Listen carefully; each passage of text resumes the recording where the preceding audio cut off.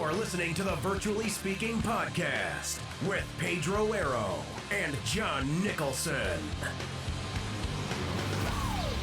Good afternoon and welcome to the Virtually Speaking Podcast, episode number 204. My name is Pete Fletcher, a.k.a. Pedro Arrow, and joining me once again is my good friend, Mr. John Nicholson. John, how you doing, sir? Good. I'm feeling a bit overwhelmed. Talk to me.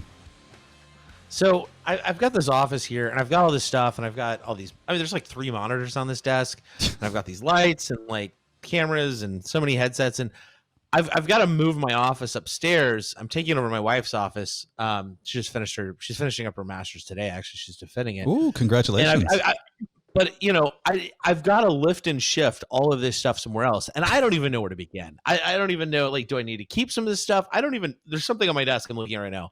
I don't know what this is. I don't know why it's here.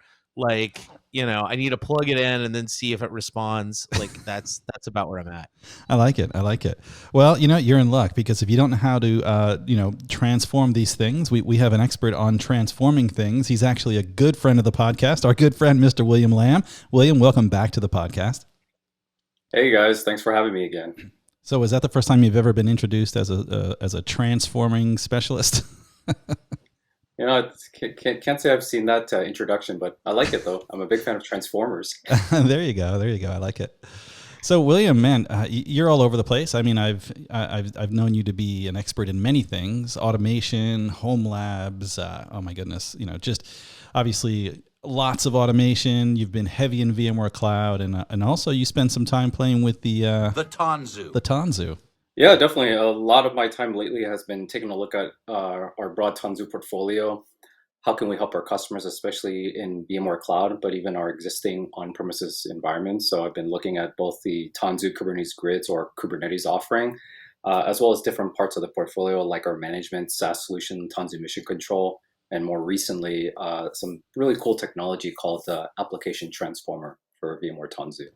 Yeah, you've done some, again, and for folks that are not aware, William has an awesome blog, williamlam.com, and that is the place to go. Usually I'm there when I'm Googling something, and I'm like, oh, William already did this and has the answer, but yeah, you have been writing some blogs on many things, one of which is this application transformer for VMware Tanzu. If I remember correctly, this was actually in Tech Preview, wasn't it, at VMworld? Yeah, no, you're correct. Yeah, we did a tech preview last year, right before VMworld, for customers of VMware Cloud and AWS. And I'll go into kind of what the technology is in a little bit. And then a couple of months afterwards, I think around November, December, we actually made it a general tech preview for any customer that has a vSphere-based environment. And part of that was mainly ease of getting started, especially in VMware Cloud and AWS, deploying the infrastructure and some of the dependencies that the tool requires is a couple of clicks and all that. So we kind of wanted to make it easier for users to get started with, but we certainly wanted to expand this across all user base as it is a vSphere-based technology. Okay. So John obviously started saying he needed some help with transforming. So for folks that are not familiar with this, what exactly does this do and how can it help us? Yeah, so Application Transformer for VMware Tanzu is like I mentioned, is a vSphere piece of technology, and its focus is actually helping our customers start their app modernization journey. You may have seen or heard about the 5 R's in terms of how you think about modernizing your application from rehosting to replatform and refactoring. And App Transformer is primarily looking at the rehosting and replatform point of view. And what it does is it takes a look at your vSphere-based workloads. And it gives you not only a view of the underlying applications that's actually running within the guest OS, and I'll talk a little bit about the mechanics, but it also looks at the dependencies across these applications or processes within these VMs. And it gives organization a much more precise view of their application estate. And ultimately, you can then take that information and merge back, with some organizational information. So you might say, hey, these 3 VMs run these different processes like a database, a front end, and a middleware, and that together is your HR application.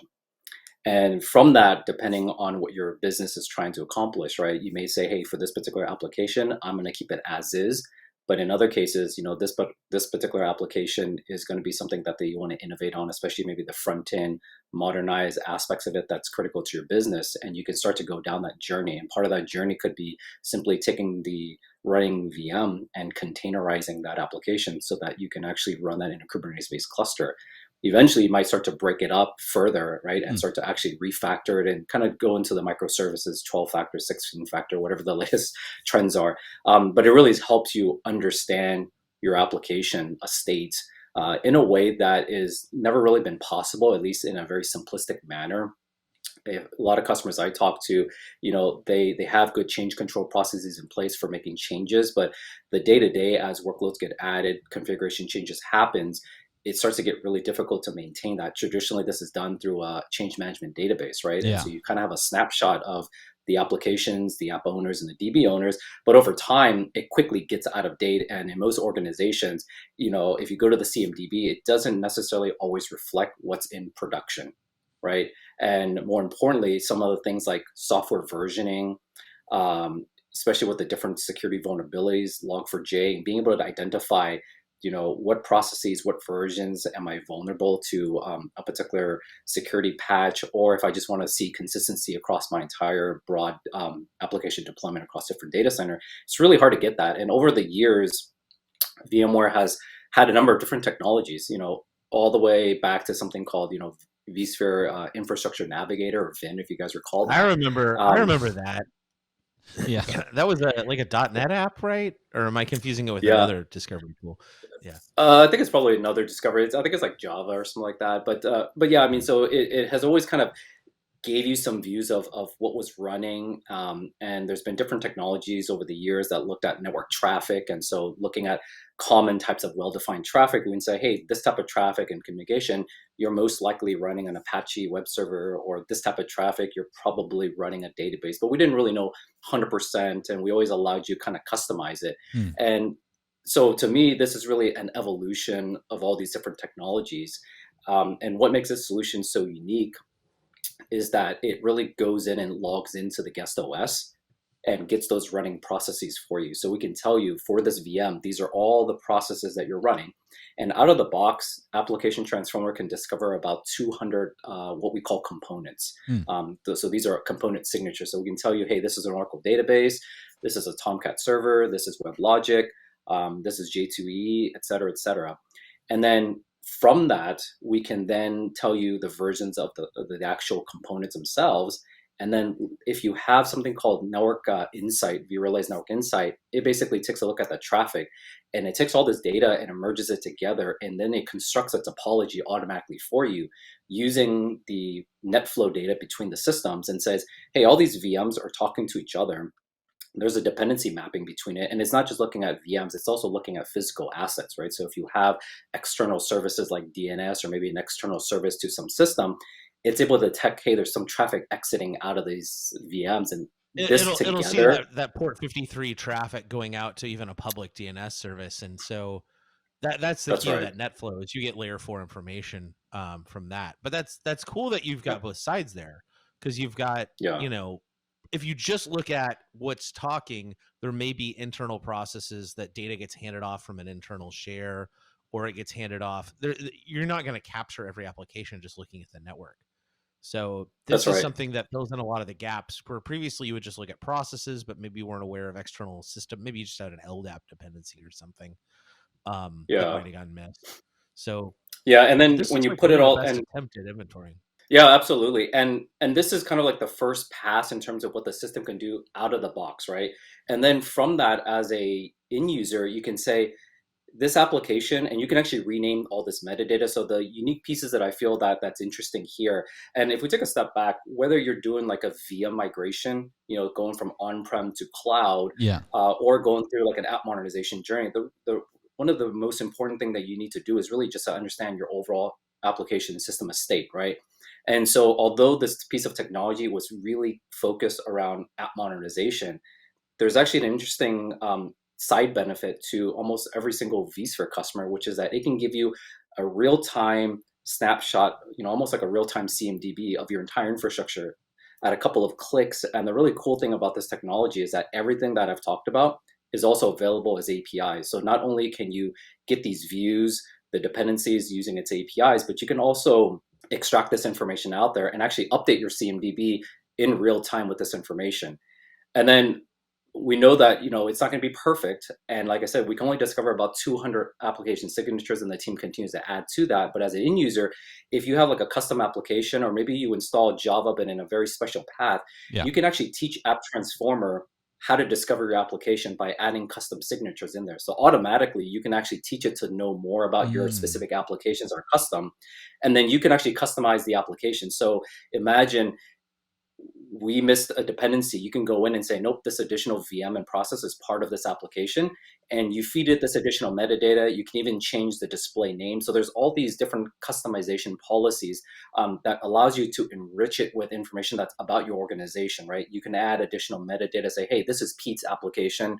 This is John's file server. So you can add this additional data on top of the thing that's discovering for you. Yeah. Now, not everybody has access to vRealize Network Insight, or if you don't have it deployed, you can manually construct what we call the application, right? So if you know that, hey, these 3 VMs are part of my HR application, this is the database, this is the front end, you can create a dependency, using the APIs and all that. But certainly the power that the system, or really the capabilities of the system, is really when you use something like Network Insight in conjunction with the tool, because it's going to automatically discover these topologies in real time. So as you add and remove functionality, it's going to give you that real-time snapshot. Okay, so it discovers these things, and then it gives you the ability to then, once you've discovered it, once you've cleaned up your list, if it missed any, you can add more and say, okay, now we've got the perfect list. But then after you've discovered everything, it does it then also do the work of actually containerizing? Yeah, no, it's a great question. So once you've done that, right, that just becomes just visibility for you, right? Yeah. So even before the containerization, I think there's a lot of value for a vSphere-based customer. That's why I think it's a really interesting technology, just to give you a footing of like what is in the infrastructure. And it segues nicely because, as a lot of organizations are looking at digital transformation and what does modernization of the infrastructure as well as application mean to them, one of the key things that they need to understand is sort of what do you have deployed out there? Yeah. And oftentimes when we think about the VI admins, in past decade plus or whatever, we didn't necessarily care about the underlying applications, right? But knowing a little bit about the applications, the dependencies, even the versioning of what's running, it can not only help you from a security, compliance, auditing standpoint, but it gives you sort of a seat at the tables with the different lines of business to say, hey, these are the systems that's powering these different services and capabilities with my organization. How can the VI admin help as a proponent for app modernization and really changing the business point of view? So I feel like this data becomes very enriching from that standpoint. And then to your point later is that our app modernization system also ask a number of business questions when we initially set this up. Sort of, what are your goals? And we're constantly tweaking these questions. And so these questions are meant to be non-technical by design, because there is a part of the workflow that allows you to say, okay, based on these applications, which of these are good candidates for containerization? Hmm. And today there are a couple of specific applications that it can walk you through sort of end to end and containerize them. And we kind of call these application specific containerization workflows. So the two key ones that we support, and primarily this is just the largest types of apps that we see deployed out in the industry and our customer base, is going to be WebLogic and Tomcat based application. So when it detects those specific applications, you'll get a particular wizard that says, hey, would you like to go through this containerized process? And it basically takes you through this step by step. It understands the dependencies. And so it goes and grabs all those files. It understands, the path of the binary, all the arguments, right? And it takes all those together, and then it walks you through and building basically a Docker file. So it'll say, hey, this Tomcat application is running on Red Hat Linux. Do you want to containerize this using a Red Hat Linux container image, or do you want to change it? It can detect the version of Tomcat, and you might be running, let's say version 4.x. You don't actually have to containerize it exactly as is. One of the really cool things about these application-aware containerization workflows is we can say, hey, there's a newer version of Tomcat. So if you upload, say, version 5.x, as part of the containerized workflow, we can say, let's go in and upgrade the actual foundational component of Tomcat as part of this containerized workflow. And so we can all do this in simultaneously. So at the end of this process, you're going to get what's called an OCI compliant container image. You're actually going to get a Kubernetes deployable manifest. And we don't touch the workload at all. It continues to run, right? And so you kind of think of this kind of like a P to V-ish scenario where we don't actually shut down the source VM. Yeah. And then you can do one of two things, right? You can go and deploy this into a development environment, hand this off to a different team to try out, right? But the really cool thing is that you do get a containerized image, you get a deployable manifest that can go straight into any kind of Kubernetes cluster, including our Tanzu offering. That's pretty cool. See, I love the comparison to P2V because this is reminding me we're still in the early days of containerization, and we think to the early days of going with virtualization. In theory, it always was a better outcome, I guess, to refactor your virtual machines, throw away that Windows 2000 image, migrate the data to Windows 2003 or 2008, upgrade the application. But there also were times where like we got to get out of this data center. I've got a renewal on rack space, and I need to get rid of 90% of these servers. I'm just going to whip out VMware Converter and slam through this real quick. And so, in theory, sometimes I guess the perfect became the enemy of the good, and would slow down those migration projects. And sometimes but I feel like that's what we're doing here is we're finding an expedient, but it also sounds like because of that, it's able to, adjust the application. It's providing all this extra data. This is a lot more advanced than what we did with VMware Converter. I mean, VMware Converter did not upgrade my Tomcat server for me. It's the process. So this is definitely a step forward, and this is able to set us up for CICT at least, or whatever it is we need to use that for. So this is cool. Yeah, and so there, I mentioned these were like specific application workflow. There's also another workflow that's really, really cool about the engine is that they said, you know what, instead of building specific workflows, and we'll continue to do that, and part of this is going to be a demand of customer base and what we see just widely deployed in the industry. So I know that databases is another area that they're going to be taking a look at in the future. But for everything else that doesn't fall under like Tomcat or WebLogic, there's actually a generic containerization engine workflow there. So again, it's guided, but there the idea is that we know less about your application. So we're going to lean on the users and ultimately the developers to say, what do you want to do? So you can go in and basically pick any arbitrary process, and so the classic example we've demoed is like a Python application. It just has a very simple endpoint and you give it some numbers and it adds them up, right? And this could be any process, and you can select it from app transformer, so you can identify all the different components. And let's say you're like, hey, I want to containerize this process. It's not the well-defined apps, but we actually still have a guided workflow. And from there, we will just ask you more questions like, what is the container image base that you want to use? What's the path to the binary? Where are your dependencies? So you basically tell it more information, and it still walks you through. And at the very end of that workflow, you still get an OCI compliant image as well as a Kubernetes manifest file that can be deployable. And so this really solves best of both worlds. And again, they'll continue to add more of these workflows that's going to be more app centric, so that, as we see these demands, it'll just be much more tighter integration. And out of the box, we include a Harbor registry as part of App Transform, so you can use it for development purposes. For a real production usage, you probably want to point it to some registry. This could be a public registry, something like ECR, or even in Azure. Probably not Docker Hub, unless you want your IP floating out there, or generally like a private registry. But the really cool thing is that it's got all the building blocks in there for you, and it all starts from this providing you visibility. And then it does an analysis, right, of these applications, and we're constantly updating the signature engine, how it does its analysis. And so this is only going to get better and better. And I'm also interested to see where we go with this from a community standpoint, right? Like I said, you can add your own signatures, but I have to imagine a lot of the applications that are in the enterprise, these are probably very well-known applications. So imagine if we allowed users to basically submit just the signature of how to detect, application X, and this gets shared with other users, and all of a sudden this 200 out of the box becomes 2,000, 5,000, right? And then there are even maybe some custom applications that have very common patterns, right? And so you can even see that benefiting other customers. And so there's definitely some really interesting things here that I feel like is certainly very helpful for if you're an organization that's looking to start to modernize your workflow, your workloads, especially as you migrate them to the cloud. You can actually take a look at that analysis right then and there, so that you don't have to go through that migration and then wait and modernize it. You can do it simultaneously. But I do feel like this also becomes really interesting technology for our massive vSphere customer base, just to give them more insights into what they've got running in the data center. And best of all, you can take all this information out of App Transformer and use it in many different ways. I can't imagine doing this while I was doing a migration, though. I would imagine you'd want to make sure, because you never know, things don't go perfect, right? You want to make sure that this thing is ready and ready to be migrated before you actually start trying to move it. Am I right? Oh yeah, totally. And in fact, what we normally see is that this type of level of analysis, without some of these tools that VMware provides, sadly as it sounds, it goes back to like spreadsheets, interviewing developers. And although, that definitely can work, and we've seen that work with a lot of customers, it just doesn't scale, No. right? And so now all of a sudden you can put this tool in, it does a really great approximation of what you've got in there, and sometimes very exact, including things like what is the path of some of these binaries and then you can take that information and then you can actually go and look in your change management database and say, oh, these set of VMs are owned by these developers.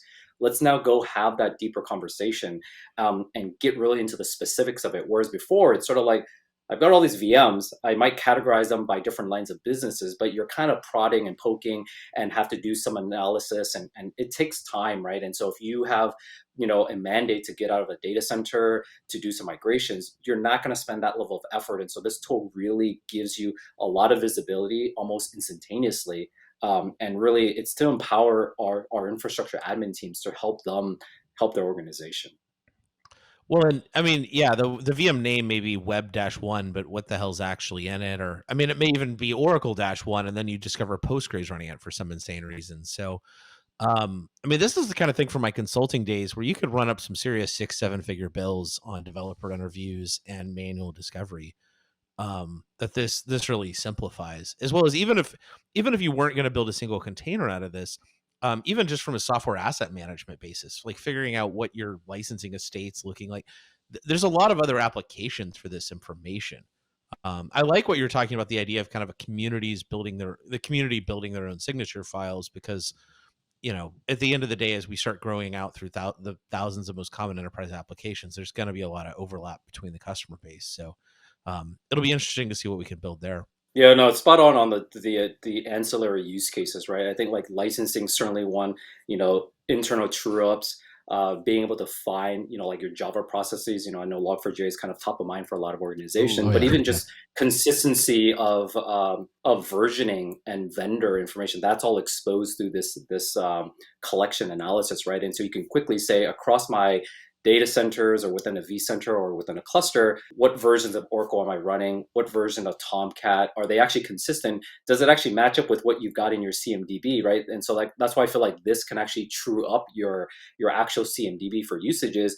But it can also help you discover what are the Java processes out there and quickly identify. And so I feel like there's a lot of interesting use cases. These are general IT use cases. And, we all have these types of things over the years of our experiences, and they've been very difficult to get to because we've never had that next level of insight. We kind of know what's running in the VMs, but we don't. And so now you have the ability to really categorize and capture these assets and do it in a real-time manner, right? So if you want to run this analysis and collection on a regular basis, you literally have a real-time snapshot of your infrastructure. I bet someone's going to discover very quickly that their dev, test, and prod environments look nothing alike. Cool. Yeah. It's like, we don't need containers. Yeah, I ran this tool, and the version drift is in fact, you're not even running Tomcat. You're running WebSphere. Like, we're not even speaking. Yeah, we have completely different web servers. So no, you're going to find all kinds of fun things with this. Nice. And so how do people get started? They just, is it something it's just an OVA? Like how would someone actually go about running this in their environment? Yep. Yeah. So App Transformer is deployed as an OVA. You just deploy it. You configure some services to basically connect to your vCenter server. So generally, a read-only count is more than sufficient.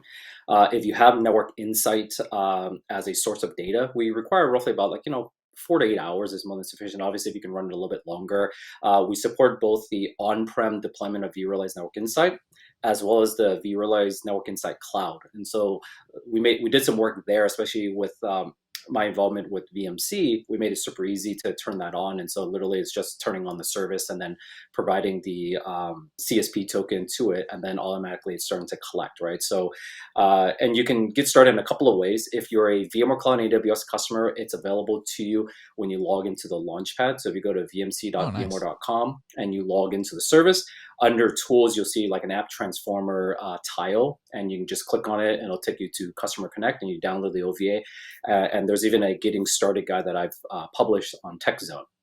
So those are for our VMware Cloud and AWS customers, right? Just because it's simple, especially using the Network Insight Cloud service. If you're a traditional vSphere on-prem customer, we also have the same tech preview. I think today the way that they're gaining the access is just through an email. So if you're interested, either send them an email. There's a blog post, I think it's like apptransform@vmware.com. If not, you can always reach out to your account team. And currently the tech preview is generally available for any customer that's using vSphere, because it's a vSphere-based technology. Okay. But it's available not in preview. It's actually available on VMware Cloud on AWS now. Like I can go there right now and boom, I can get the OVA and start running it. Yep, yeah, both offerings is still currently in tech preview. I can't really comment on when they're going to be GAing, but I know that that's going to be one of the goals. And yeah, you can grab it right now, and probably in the coming weeks, I'll probably be doing a couple more new blog posts, especially exploring some of the APIs, how to add, application signatures. Some of these things are just kind of interesting to me, and I think readers should enjoy it as well. So, but this was cool. I was looking at this. I was like, everyone's going to want this who has if you have a couple hundred VMs plus, you're going to want to throw this out there. So, and it's bundled with the standard version, which is, reasonably affordable. So I don't know. The problem is, doesn't Google do a similar thing with Anthos? I thought they had a similar migration tool. Yeah. Yep. They have a similar migration tool. So does AWS. And so we're all kind of entering in this space. And I would say that, we're a little bit further ahead and more advanced, primarily because we live in the data center, right? It's 95+%. So it's our workloads. It's harder for them to come in and do all this stuff. So we actually have a first advantage of it. But the downside is obviously we need to get this out there. So that's why the VI admin point of view was to also see this in a much broader audience. And then we can actually talk about Tanzu. Yeah. You seem like you've had your hand in it pretty heavy, as you do in most things around VMware. You seem to definitely have your hands deep into it. Usually when I'm talking to you, like, we spoke to the engineers and we redesigned this thing for this. Very heavy into it. Yeah. Yep. Yeah. So there's lots of opportunities there. We're just scratching the surface. But so if this can be deployed as a service, you can start to do a lot of these iteratively, right? Because if not, it's a traditional on-prem product. You got to deploy it, you got to manage it, and we don't need more of that. So I feel like that's interesting. Now, what you were thinking of was Tanzu application platform, which is stuff that I've been working on most recently, which is slightly related, but not really in this space. But yeah. So these are like the big items right now that I'm spending a lot of time on VMC in terms of how it applies to our service and stuff. So that's why I've been you've definitely had your hand in the Tanzu jar these days. Tanzu application platform is another one. I've been looking into that myself. Lots of cool information there. We should definitely have you come back on and talk a little bit about that. I know that GA'd recently as well. So I know. That's another interesting. Yeah, I was going to say that's another really interesting piece of technology that's come out of Tanzu portfolio. So love to. Yeah, you're definitely doing a lot of stuff. As a matter of fact, for those that don't know, I mean, like I said earlier, if you've Googled before anything VMware, you've probably landed on William Lam's website, williamlam.com. But he's got a lot of cool stuff on there for VMware Cloud, for Tanzu, for Home Labs. And William, you even do a lot of stuff on just doing straight up like Apple stuff. I know that you're a big fan of Apple, and you have the Mac Minis as well that you do a lot of stuff with. So you keep yourself pretty busy. Yeah. A lot of interesting things that always interest me. I guess that's one of the challenges, like not being able to keep up with all these different things. But I totally enjoyed it. And the Apple ecosystem's still really lively and interesting, especially for folks being able to virtualize Mac OS X and getting all the benefits of the vSphere platform. Not related to this podcast, but I think I heard you got the M1. Did you get the M1? I did. M1 Max and all that. It is a thing of beauty. Is it? You loving it? It is. Yeah. Funny enough, I've seen a couple of cases where it's actually frozen up a little bit. I'm not doing anything crazy on it. Still haven't identified. I know that there's actually a mix of, I guess what they call universal apps. So they're not 100% ARM apps. And so maybe some of those are still giving me some problems and all that, but not pretty happy with the system. There's like 8 cores on that thing, right? Like 4 little, 4 big, or? Yeah. Yeah, it's the ARM architecture. I'm excited about this. So that way I've got 4 cores for the security agents to fight over and 4 to get work done. So looking forward to getting mine. Very cool. Well, listen, William, as always, it's always great having you on. The application transformer seems like some really exciting stuff. I'm with you. This seems like it's early days and can be really powerful. I see it as a service that someone can use when they're trying to get to the cloud, when they're trying to containerize their environments. But yeah, I love the fact that it's a tool and tech preview. I know you can't share when it's coming out, but hopefully when it does, you can come back and give us all the dirty details about what it looks like. Yeah, absolutely. Thanks for having me, guys. All right, well, that music tells me it's time to go. And so if you want to get in touch with us, send us an email at podcast@vmware.com. You can subscribe to us on your podcast app of choice by searching Virtually Speaking Podcast. You can catch this in all episodes at vspeakingpodcast.com. A big thanks to our good friend, Mr. William Lam, for talking all about App Transformer on the... We're back next week, but until then, bye for now.